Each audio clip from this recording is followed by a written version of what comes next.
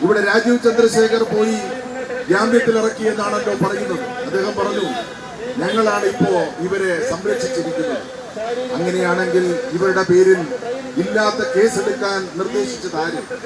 ആ ചോദ്യത്തിന് രാജീവ് ചന്ദ്രശേഖർ മറുപടി പറയണം, BJP മറുപടി പറയണം. മനുഷ്യക്കടത്ത് യഥാർത്ഥത്തിൽ നടന്നിട്ടുണ്ടോ? ഇത് നാം പരിശോധിക്കപ്പെടേണ്ടതാണ്. മതപരിവർത്തനം നടന്നിട്ടുണ്ടോ? 2 പെൺകുട്ടികളും ആദിവാസി ഒരു ചെറുപ്പക്കാരനും പറയുകയാണ് അങ്ങനൊരു സംഭവമില്ല.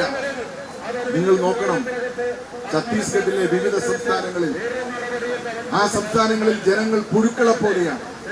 ഒരു അസുഖം വന്നാൽ ചികിത്സിക്കാൻ മാർഗമില്ല, 3 നേരം ആഹാരം കഴിക്കാനുള്ള നിവൃത്തിയില്ല. അങ്ങനെ വരുമ്പോ സ്വാഭാവികമായി ഈ മിഷനറിമാർ അവരുടെ സഹായം തേടാം. അവർക്ക് ചില കാരണമല്ലോ, അതുകൊണ്ട് ചില ജിമ്മിക്കുകൾ ഇവർ കാണിച്ചതാണ്.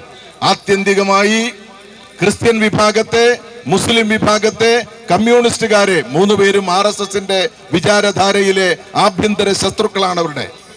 ആ ആഭ്യന്തര ശത്രുക്കളെ ഇല്ലായ്മ ചെയ്യുന്നതിനു വേണ്ടിയിട്ടുള്ള വലിയ പരിശ്രമമാണ് ഇവർ നടത്തുന്നത്. ഇത് ഏതെങ്കിലും ഇപ്പോ ക്രൈസ്തവ അല്ലെങ്കിൽ ന്യൂനപക്ഷ വിഭാഗങ്ങളെ മാത്രമല്ല, രാജ്യത്തെ ദളിത് ആദിവാസികളോട് ഇവരുടെ സമീപനം എന്താ? ദളിത് ആദിവാസികളോടും ഇവരുടെ സമീപനം ഇതാണ്. ഏതെങ്കിലും ഒരു കാലഘട്ടത്തിൽ അല്ലെങ്കിൽ ഏതെങ്കിലും ഒരു സമയത്ത് ഒരു ചെറുപ്പക്കാരൻ മറ്റേതെങ്കിലും വിഭാഗത്തിൽപ്പെട്ട ഒരു പെൺകുട്ടിയെ വിവാഹം കഴിച്ചാൽ 2 പേരെയും പൊതുസമൂഹത്തിന്റെ മുമ്പിൽ കൊണ്ടുപോയി നിർത്തി നഗ്നരാക്കി അവരെ ഉപദ്രവിക്കുന്ന സമീപനം, ഈ കാടത്തം നിറഞ്ഞ സമീപനം ഇന്നും രാജ്യത്ത് നിലനിൽക്കുന്നില്ലേ?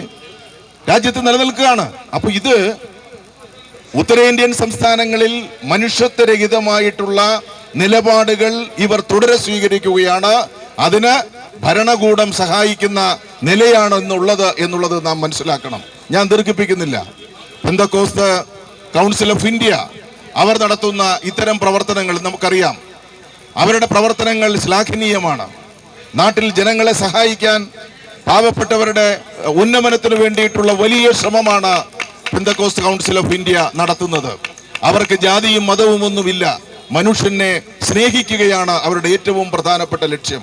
ആ ലക്ഷ്യം മുൻനിർത്തിയിട്ടുള്ള പ്രവർത്തനങ്ങളിൽ പല പ്രാവശ്യവും എനിക്ക് പങ്കെടുക്കാൻ ഒരു അവസരം അവർ നൽകിയിട്ടുണ്ട്. നിശ്ചയമായും അവർ നൽകിയ അവസരം ഞാൻ വളരെ സന്തോഷത്തോടു കൂടി സ്വീകരിക്കുകയാണ്. ഇന്ന് അവർ നടത്തുന്ന ഈ പ്രവർത്തനം ജനങ്ങളുടെ കണ്ണ് തുറപ്പിക്കാൻ, ഭരണാധികാരികളുടെ കണ്ണ് തുറപ്പിക്കാൻ സാധിക്കട്ടെ എന്ന് ആശിച്ചുകൊണ്ട് ഈ നിങ്ങൾ നടത്തുന്ന ഈ പ്രാർത്ഥനാ യോഗത്തിന് അല്ലെങ്കിൽ പ്രാർത്ഥനാ പരിപാടിക്ക് എല്ലാവിധ ഭാവുകങ്ങളും ആശംസകളും നേരുന്നു. എന്റെ വാക്കുകളെ ഉപസംഹരിക്കുന്നു. എല്ലാവർക്കും നന്ദി, നമസ്കാരം. ആദരണീയനായ അഡ്വക്കേറ്റ് ജോയ് സാറിന്റെ വാക്കുകളെ ബഹുമാനപൂർവ്വം ഞങ്ങൾ സ്വീകരിക്കുന്നു. സംസ്ഥാന ഗവൺമെന്റ് മിഷൻ പ്രവർത്തനങ്ങൾക്കും മിഷനറി സ്ഥാപനങ്ങൾക്കും നൽകുന്ന എല്ലാ പിന്തുണയ്ക്കും നന്ദി പറയുന്നു.